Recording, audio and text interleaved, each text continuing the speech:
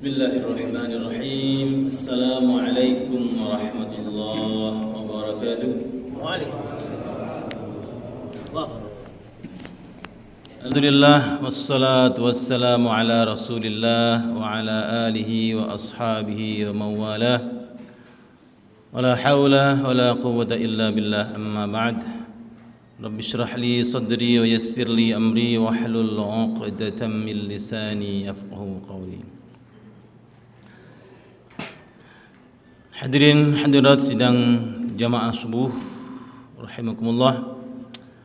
Alhamdulillah, mari kita senantiasa bersyukur kehadirat Allah Subhanahu wa taala atas segala limpahan karunia kepada kita. Kehadiran kita untuk menunaikan ibadah subuh dalam keadaan segar, bugar, sehat walafiat adalah juga anugerah yang harus kita syukuri. Juga kenikmatan lain yang mungkin harus kita syukuri adalah kenikmatan pada saat kita mendengarkan tausiah atau khutbah atau ceramah sambil tidur. Itu juga harus kita syukuri, karena menurut saya kita dapat dua pahala, Om Arif ya. Pada saat kita mendengarkan khutbah sambil tidur dapat dua pahala. Pahalanya berniat untuk menuntut ilmu, dan kemudian pahala diberikannya kita rasa ngantuk, sehingga selesai ceramah yang 1 jam terasa hanya 1 menit, hanya pembukaan dan penutupan. Segar bugar setelah tausiah. Itu dua pahala ya yang didapatkan dengan mudah. Jadi itu pengalaman saya ya, sering mendengarkan khutbah Jumat hanya pembukaan dan penutupan. Kalau bapak-bapak mungkin ada yang beda ya, beda tempat duduknya. Jemaah sekalian rahimakumullah, subuh ini kita ngobrolin sesuatu yang enteng-enteng saja. Jadi kita semua sepakat bahwa nanti pada hari kiamat semua yang terjadi, yang kita lakukan di dunia ini itu akan dimintai pertanggungjawaban. Nah, di antara hadis tentang itu adalah yang diriwayatkan oleh Ibn Hibban, di mana Rasulullah sallallahu alaihi wasallam bersabda, Bismillahirrahmanirrahim, La tazulu qadama 'abdin hatta yus'ala an arba'. Seorang hamba tidak akan bergeser, tidak akan bergeming dari tempatnya nanti di hari kiamat hingga ia ditanyakan tentang atau dimintai pertanggungjawaban tentang 4 hal. Nah, sedikit tentang jumlah-jumlah yang sering disebut oleh Rasulullah. Ada 4, ada 2, ada 3 ya. Tanda orang munafik, ada 2, ada 3 dan lain sebagainya. Ini secara umum laisa lil hasr, bukan untuk membatasi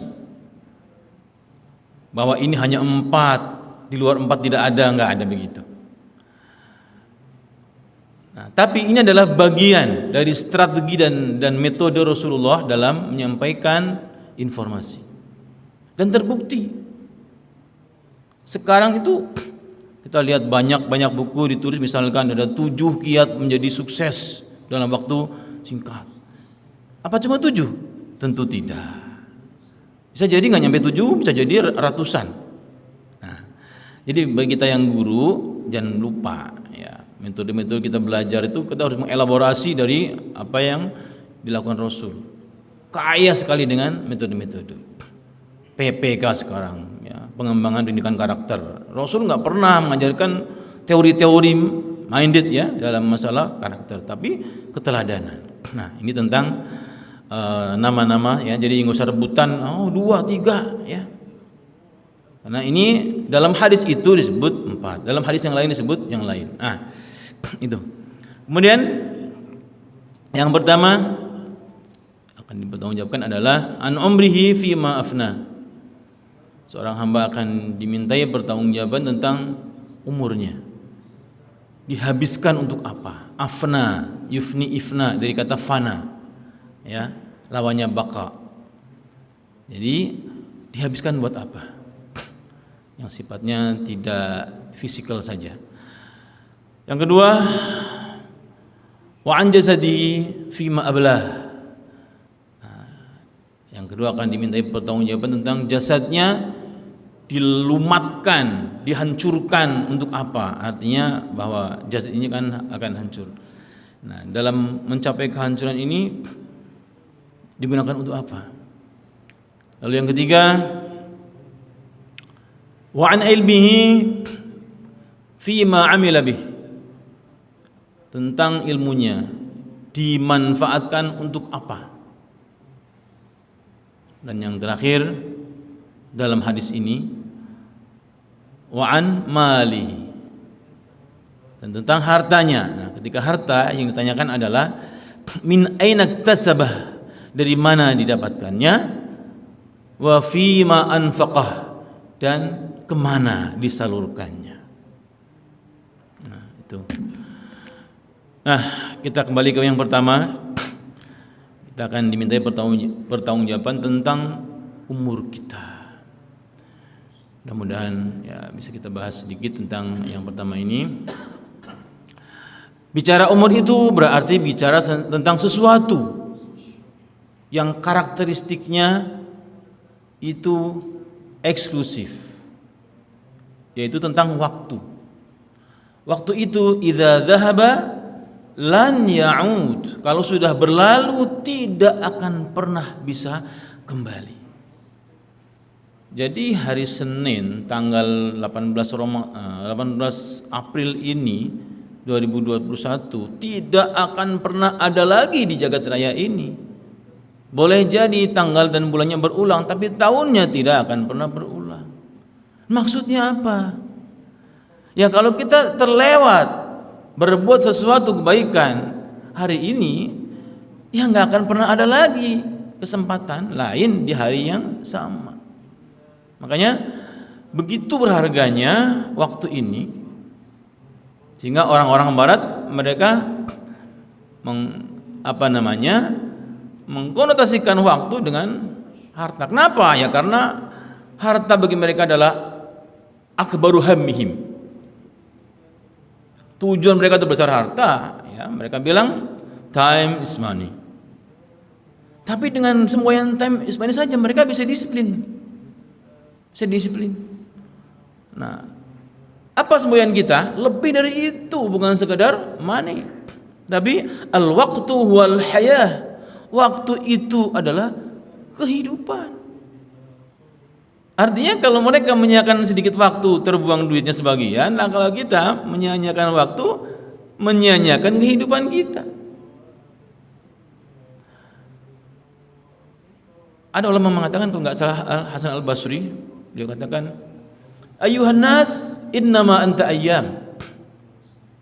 Wahai manusia, sesungguhnya diri Anda adalah hari-hari, kumpulan hari-hari. Idza dhahaba yaumun dhahaba ba'duk. Katanya, kalau satu hari berlalu berarti sebagian dari diri Anda hilang. Enggak akan pernah bisa kembali lagi. Lalu pada umumnya mereka mengatakan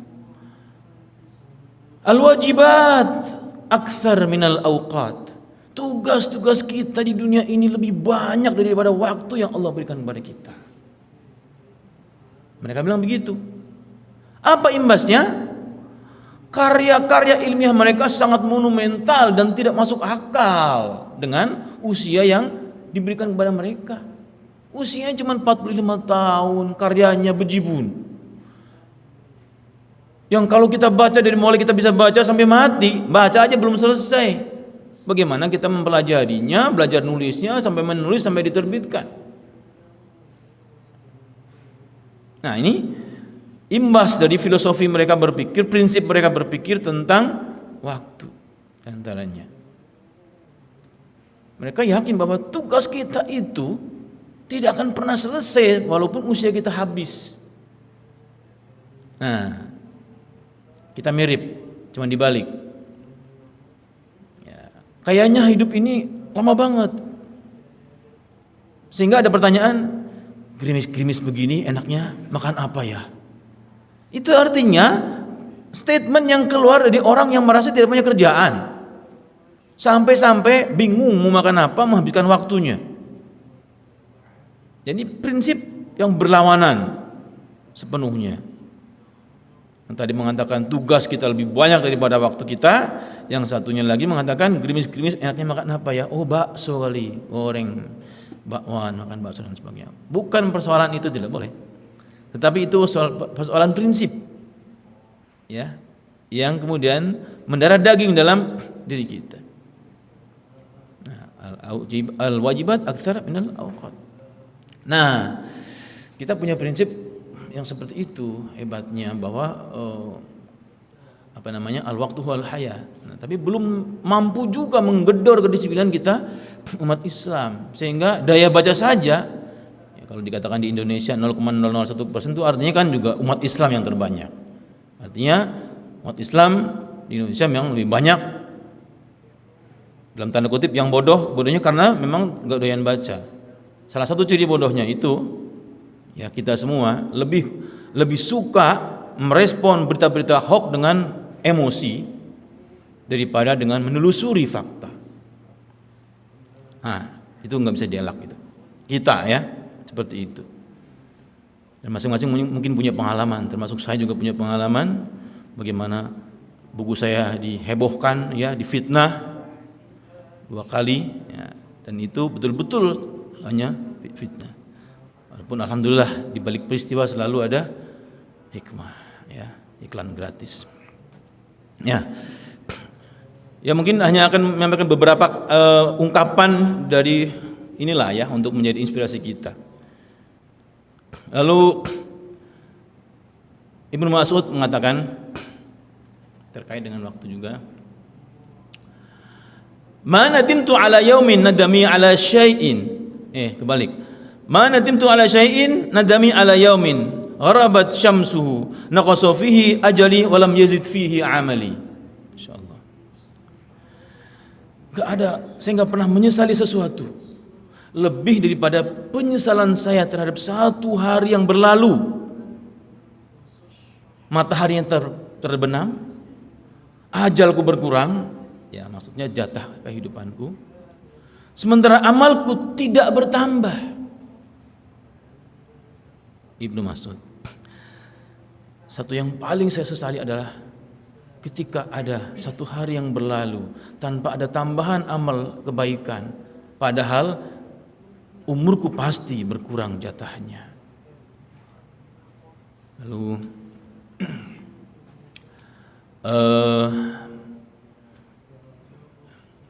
Umar bin Abdul Aziz juga punya ungkapan yang dahsyat juga. Beliau katakan, "Innal laila wan nahara ya'malani fik fa'mal fihima." Sesungguhnya malam dan siang itu terus bergerak. Siang dan malam terus bergerak, terus bekerja tanpa pernah henti. Siang ganti malam, malam ganti siang, terus bergiliran tanpa tabrakan, tanpa henti, tanpa futur. Maka nasihatnya, fa'mal fihima. Bergeraklah, bekerjalah pada siang dan malam itu, supaya enggak tergilas. Malam dan siangnya terus bergulir, kitanya leha-leha, tarik napas panjang-panjang setiap saat sambil nonton, ngopi, teh dan lain sebagainya, sampai waktunya asar lagi, maghrib lagi, terus tergilas tanpa terasa. Tiba-tiba rambut mulai memutih, bagian tengah mulai tipis, ya, jalan mulai susah. Nah, kayaknya baru kemarin kita ngopi, kok tiba-tiba sudah susah ngangkat gelas kopi. Nah, artinya betul-betul kita tidak terasa tergilas oleh waktu yang terus berjalan tanpa henti dan dengan penuh disiplin. Waktu berjalan dengan penuh disiplin, sementara kita menghabiskannya dengan tanpa berpikir. Hadirin, ini nasihat buat kita semua ya. Kalau ada yang merasa tersentuh itu alhamdulillah, kalau ada tersinggung juga saya mohon maaf, karena pada dasarnya ya ketika saya berbicara saya tidak melihat saya mampu melaksanakan atau tidak, karena ya prinsipnya muru bil ma'ruf fa in lam taf'alu wanhau 'anil munkar wa in lam tamtahu. Ya, sampaikanlah yang baik meskipun kamu belum sepenuhnya melaksanakan, dan juga larang jadi kemungkaran meskipun kamu sendiri juga masih melakukannya. Bagi saya tentunya ya saya sampaikan dengan malu-malu ya, tetapi saya yakin bahwa ini adalah sesuatu yang baik dan benar dan bermanfaat serta inspiratif kalau kita mau mengikutinya. Makanya undur maqal wala tandur maqal. Walaupun saya yang menyampaikan, tapi kalau itu baik terimalah sebagai sebuah kebaikan semua, dan semoga bermanfaat. Assalamualaikum warahmatullahi wabarakatuh.